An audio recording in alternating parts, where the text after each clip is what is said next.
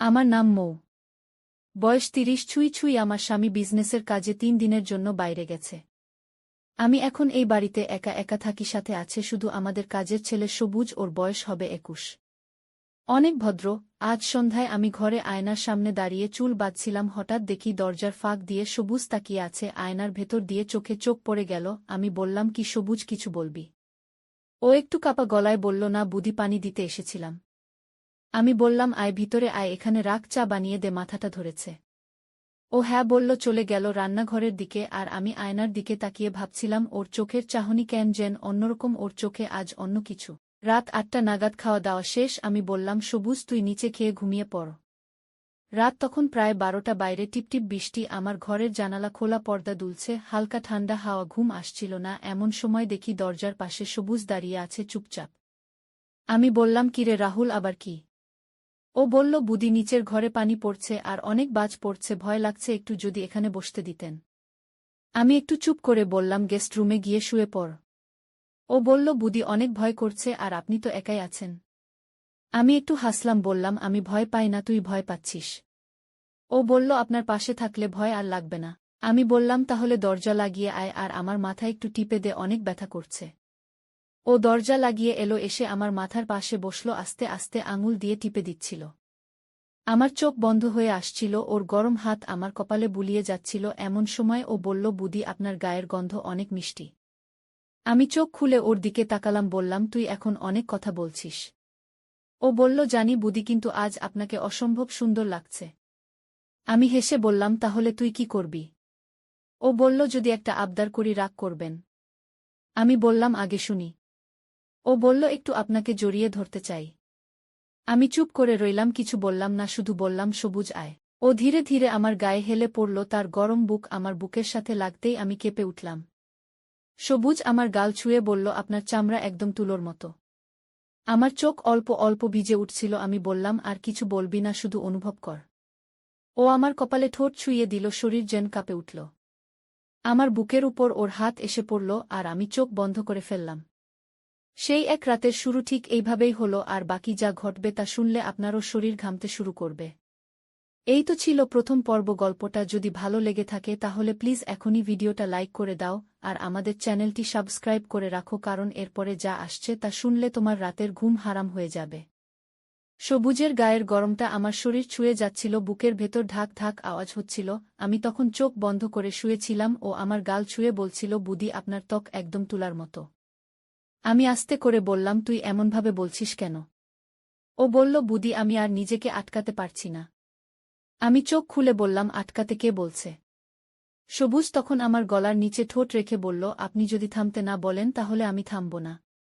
আমি চোখ বন্ধ করে মাথা নাড়লাম, ওর ঠোঁট আমার গলার হাড় ছুঁয়ে নামতে থাকল, বুকের কাছে এসে থেমে গেল। সবুজ দুহাত দিয়ে শাড়ির আঁচলটা সরিয়ে দিল, আর আমার বুকের উপর ওর গরম নিঃশ্বাস ছড়িয়ে পড়ল। আমি যেন একদম নিঃশব্দ হয়ে গেছিলাম। ও বলল, বুদি, আপনার গায়ের গন্ধ আমাকে পাগল করে দিচ্ছে। আমি বললাম, শুধু গন্ধ না, আজ রাতটা শুধু আমাদের।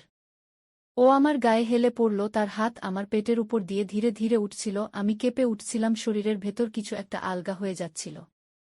আমি বললাম, তোর মনে যা চায় তাই কর, আমি তোর কাছে আজ পুরোটা দিয়ে দিতে চাই। সবুজ আমার ঠোঁট ছুঁয়ে ফেলল খুব ধীরে, আর তারপর আমাদের ঠোঁট এক হয়ে গেল। আমার ঠোঁট কাঁপছিল, সবুজের ঠোঁটের গরমে আমি যেন ভেসে যাচ্ছিলাম। আমার শাড়ি এক পাশে সরে গেল, সবুজ আমার গলার নিচে ঠোঁট রেখে এক একটা চুমু এঁকে দিচ্ছিল। আমি ওর চুলে হাত বুলিয়ে বললাম, আজ তুই আমায় জিতিয়ে দে। সবুজ আমার শরীর জুড়ে হাত বুলাচ্ছিল, আমার বুকের মাঝখানে। আমার মাথাটা বালিশে গুজে বলছিলাম, সবুজ, আর থামিস না। ও আমার পা গুলো নিজের গায়ে জড়িয়ে ধরল, আমি ওকে নিজের বুকের উপর টেনে আনলাম। তখন শুধু নিঃশ্বাসের আওয়াজ ঘরের ভেতর বৃষ্টির শব্দের সাথে মিশে এক অদ্ভুত তালে বাজছিল। আমরা কেউ কারো মুখে কিছু বলছিলাম না, শুধু গলার নিচে ঠোঁট রেখে চুমু আর জড়িয়ে ধরা। সবুজ বলল, বুদি, এই রাতে আমি আপনার সব জায়গায় ভালোবাসা ছুঁয়ে দিতে চাই। আমি বললাম, তুই পারবি সবুজ, আমার শরীর এখন তোর। ও বলল, আপনার মতো বউ কারো হয় না। আমি বললাম, তুই যা করছিস কর, কিন্তু আজ তুই থামবি না। ও বলল, আমি আপনাকে শেষ পর্যন্ত ভালোবাসতে চাই। আমার ঘরের বাতি তখনও জ্বলছিল, কিন্তু ঘরের ভেতরে যেন লাল আলোয় আগুন জ্বলছিল। সেই আগুনে আমরা দুজন একে অপরের মধ্যে হারিয়ে যাচ্ছিলাম। আমার পায়ের আঙুল কেঁপে উঠছিল, ওর স্পর্শে আমার ঠোঁট থেকে শুধু নিঃশ্বাস বের হচ্ছিল। আর সেই রাতে আমি বুঝলাম আমি কতদিন ধরে এই ভালোবাসা খুঁজছিলাম। সবুজ আমার পাশে শুয়ে ছিল, ওর বুকের ধাক্কা আমার পিঠে লাগছিল, আমি চোখ বন্ধ করে অনুভব করছিলাম ওর নিঃশ্বাস আমার কানের পাশে এসে কাঁপছিল। ও ফিসফিস করে বলল, বুদি জানো, তোমার পিঠে হাত রাখলেই মনে হয় আমি কোনো নরম বিছানায় হাত রেখেছি। আমি ধীরে ওর দিকে ফিরলাম, আমার চুলগুলো গড়িয়ে পড়ল ওর বুকে। ও হাত বাড়িয়ে আমার চুলগুলো আলতো করে ঠিক করে দিল। আমি ওর বুকে হাত রাখলাম। সবুজ আমার কপালে চুমু খেয়ে বলল, আমি তোমায় চোখে চোখে দেখতে চাই সারারাত।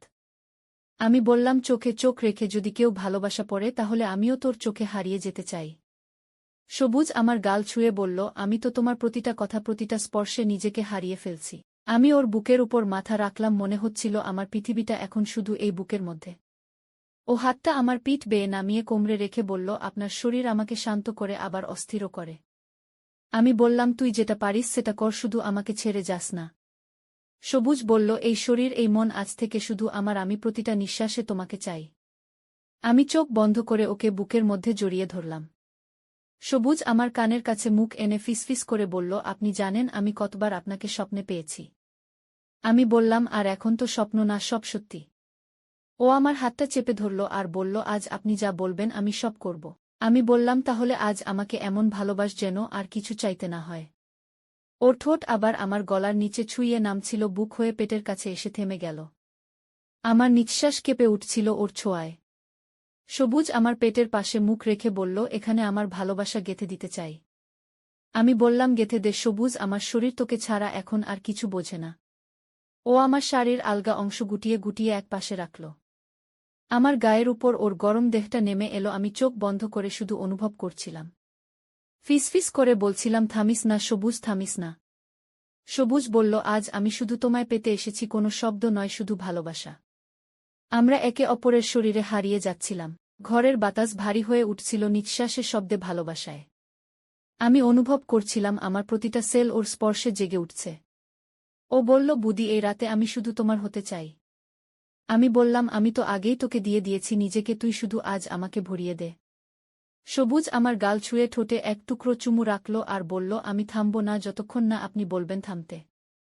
আমি চোখ বন্ধ করে ওর বুক জড়িয়ে বললাম, থামিস না সবুজ, আজ আমি তোর মাঝে হারিয়ে। ভোরের আলো জানালার পর্দা পেরিয়ে ধীরে ধীরে ঘরের ভেতরে ঢুকছিল। আমার চোখ আধা বন্ধ ছিল, সবুজ আমার পাশে এক হাতে আমাকে জড়িয়ে ঘুমাচ্ছিল। ওর বুকের নিচে আমি মাথা রেখে শুয়েছিলাম, শরীরটা এখনো কেমন নরম হয়েছিল। ওর গায়ের গন্ধ এখনো আমার গায়ে লেগেছিল। আমি ধীরে ধীরে ওর বুকে হাত রাখলাম।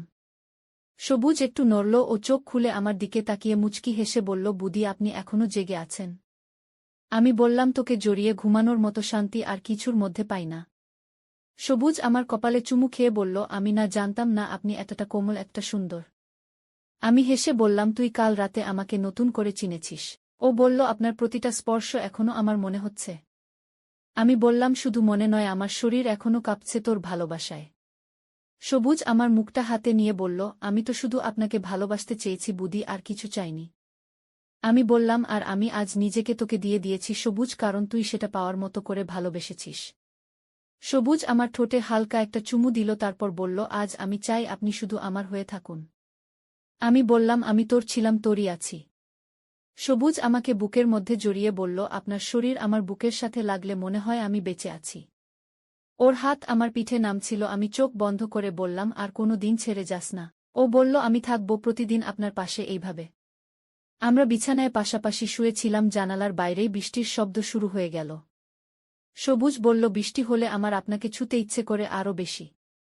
আমি হেসে বললাম, তাহলে তো আজ সারাদিন বৃষ্টি হোক।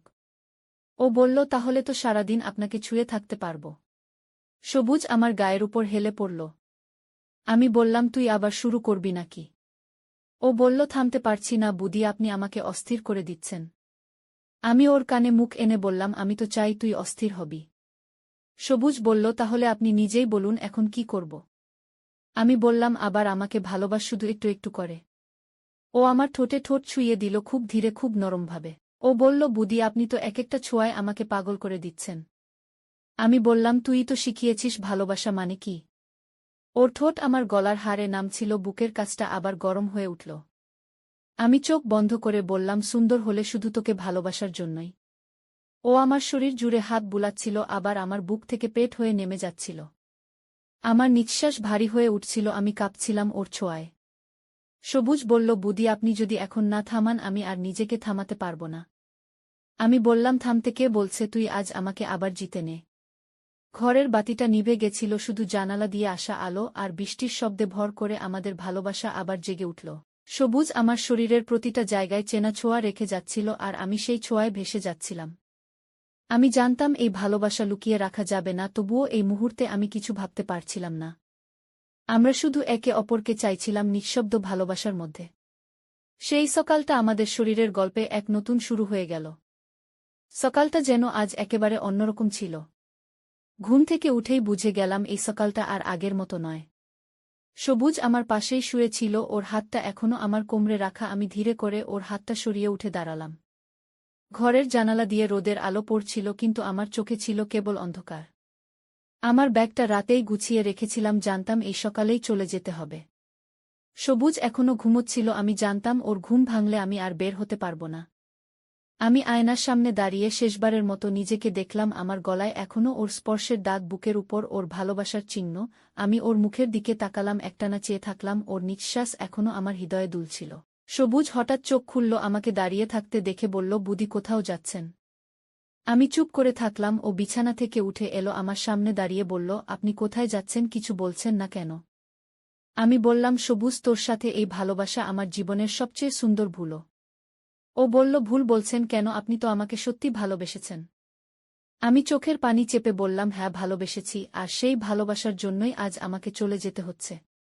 সবুজ বলল, আপনি গেলে আমি কার কাছে গিয়ে বলবো ভালোবাসি? আমি বললাম, কাউকে কিছু বলতে হবে না, তুই শুধু মনে রাখিস একটা বুদ্ধি তোকে নিজের থেকে বেশি ভালোবেসেছিল। ও আমার হাত ধরে বলল, আপনি চাইলে আমরা পালিয়ে যেতে পারি, আমরা অন্য কোথাও গিয়েও থাকতে পারি। আমি মাথা নেড়ে বললাম, পালিয়ে যাওয়া ভালোবাসা নয়, সেটা দায়িত্ব থেকে পালানো। সবুজ আমার চোখের দিকে তাকিয়ে বলল, আমি আপনাকে ছাড়ব না বুদি, আপনি আমার হৃদয় হয়ে গেছেন। আমি ওর গালে হাত রেখে বললাম, সবুজ কখনো কাউকে এইভাবে ভালোবেসো না, কারণ ভালোবাসা যখন সমাজ মেনে নেয় না তখন সেই ভালোবাসাই একদিন বিষ হয়ে যায়। ও কান্না চেপে বলল, আমি তাহলে এখন কি করব? আমি বললাম, এই ভালোবাসাকে মনে রেখে তুই সামনে এগিয়ে যা, আমি তোকে বাধা হতে চাই না। সবুজ বলল, আপনি চলে গেলে আমার বাঁচা মরে সব এক হয়ে যাবে। আমি ওর কপালে চুমু দিয়ে বললাম, এই চুমুটা রাখ তোর বুকের ভেতর সারা জীবন। ও আমাকে জড়িয়ে ধরল খুব শক্ত করে, আমার গালে ওর চোখের জল পড়ছিল। আমি বললাম, সবুজ এবার আমাকে যেতে দে, নয়তো আমি আর নিজেকে থামাতে পারব না। ও আস্তে করে বলল, আমি আপনাকে ভালোবেসেছিলাম, এখনো ভালোবাসি, আর সারা জীবন ভালোবাসব। আমি দরজার দিকে এগিয়ে গেলাম, পেছনে ওর গলা ভাঙা আওয়াজ শুনলাম, বুদি প্লিজ একবার পিছনে তাকাও। আমি থামলাম না, আমার চোখ তখন শুধু পানি আর বুক জুড়ে একটা ভার। দরজার কাছে এসে আমি একবার আকাশের দিকে তাকালাম আর মনে মনে বললাম, সবুজ তোকে আমি ভালোবেসেছিলাম এবং আজও ভালোবাসি, কিন্তু এই ভালোবাসা কাউকে বলার নয়, শুধু মনের ভেতরে রাখার। সেই শেষ সকালটা আমাদের ভালোবাসার শেষ চিহ্ন হয়ে রয়ে গেল। আর সবুজ, ও হয়তো আজও কোনো জানালার পাশে দাঁড়িয়ে বলে যায়, বুদি আমি এখনো আপনাকেই ভালোবাসি।